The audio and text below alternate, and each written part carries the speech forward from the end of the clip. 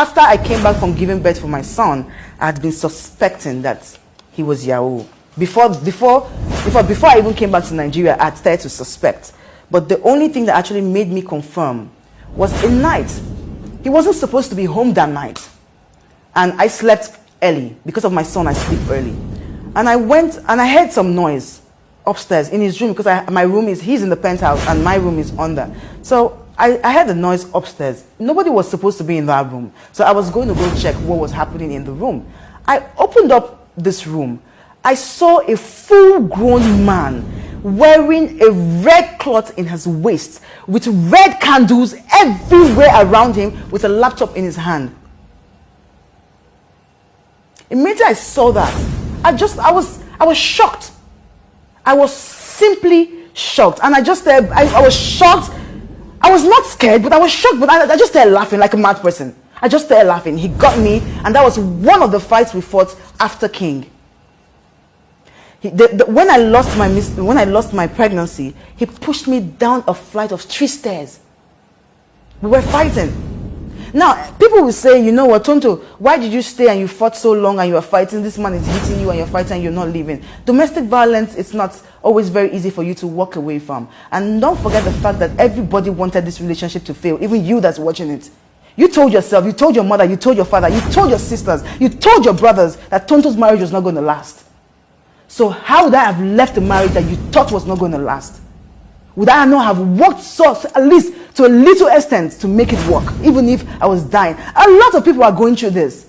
Most of you sitting at home, even criticizing me, you are going through this. They are beating you every day and you are enjoying it because of your children's sake. I was one of the only few people who could not. And I'm speaking out. And I would not be called a liar for speaking out. If you want to take this picture to America, to London, to Europe for forensic, I am in.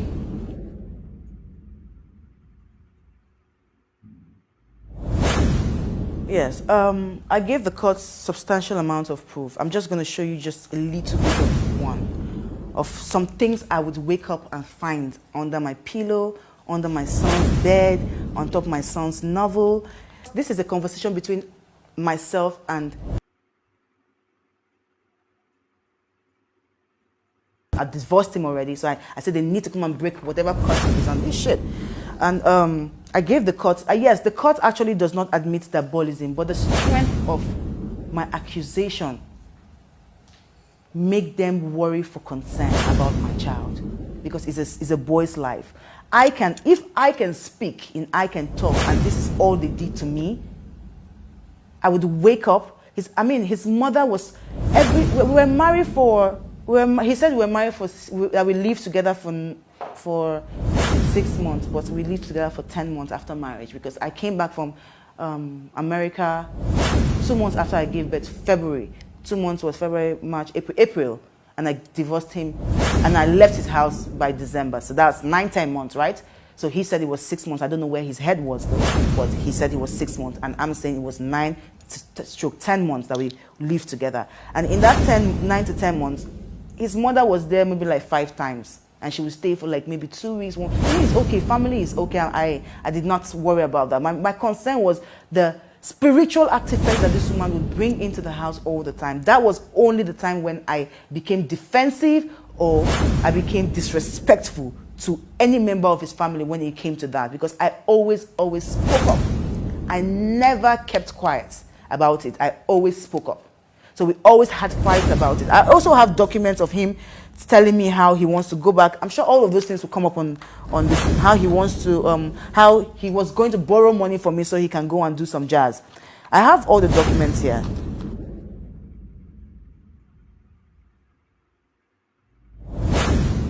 Because he has a daughter already who he says that he doesn't have. He came out and said that he has no child apart from King. This man has a child. And the mother of this child is jealously protecting the girl not to even be close to them, because we all know, for one, I got married to him, so I know who he is. Churchill is a very selfish, manipulative person. This is a man that would insult his own mother, call her all sorts of names, treat her as though she was, or reply her. He's a terrible person, so to speak. He's a very terrible person, and the only thing he cares about, and that's why anytime we fought, anytime he hit me and he beat me, I would always go to his jazz drawer, I would break his jazz, or I would go to his clothes where he has his designers, I would break them. Or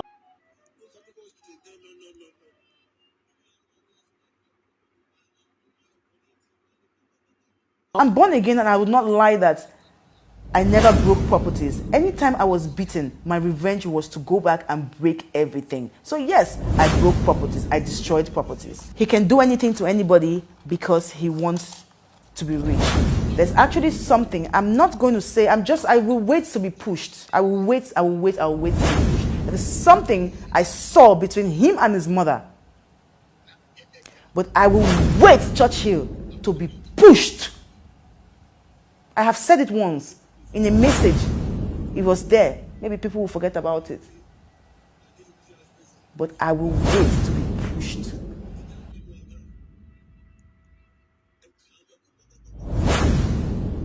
Now, 41919, Yahoo. You know, you go online, you dupe white women, you go online, you dupe people. That's what my son's father does. I'm not proud of it.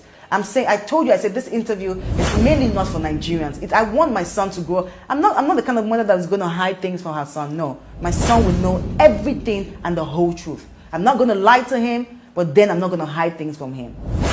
So yes, my son's father is a fraud. He does Yahoo.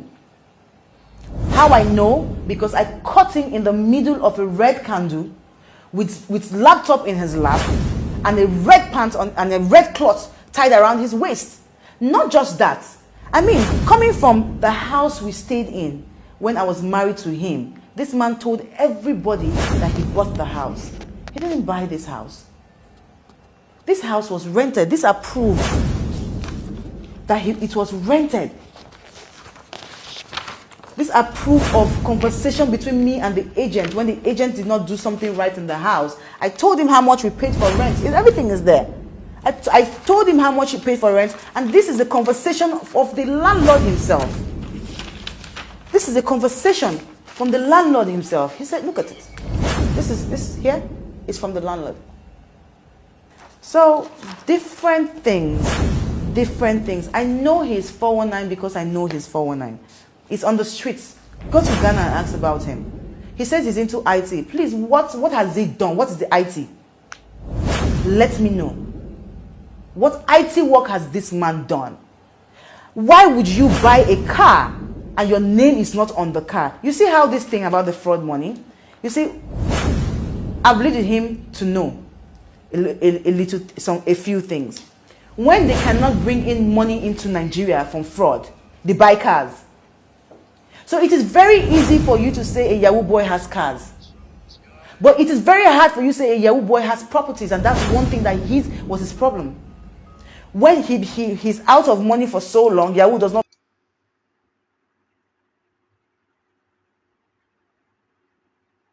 owns the house in Ghana. Now this is a message.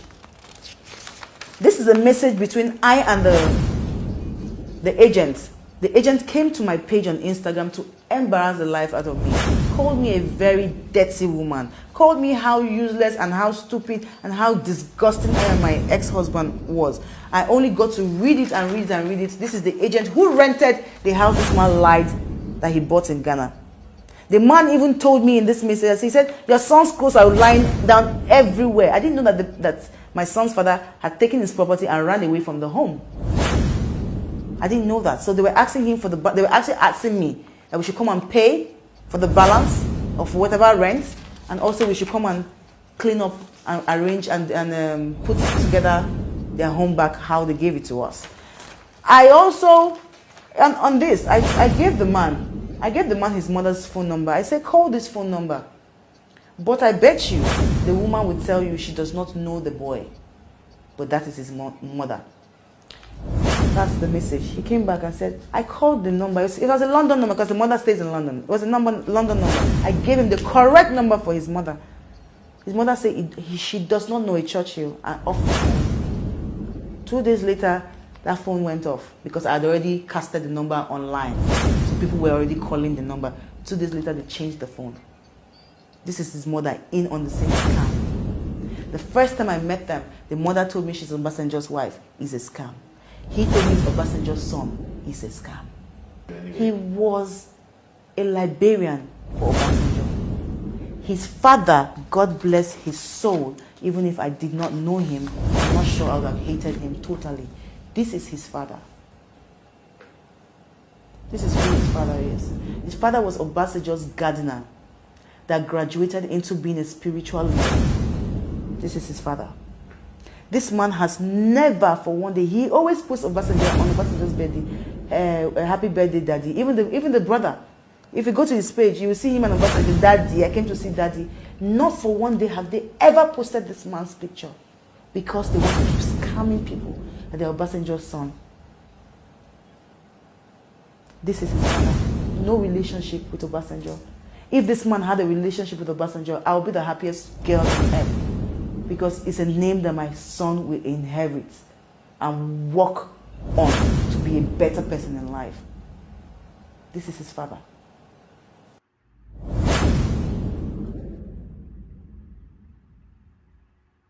When I went for the first time, I knew that he was not. I had always suspected, because I was the one spending. I told you, I said, why we met, he was broke. He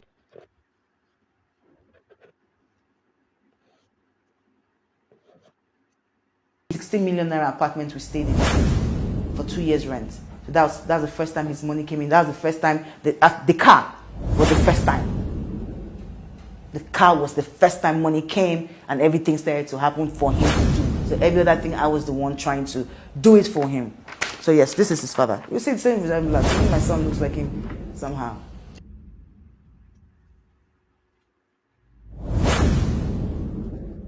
Yes, I did.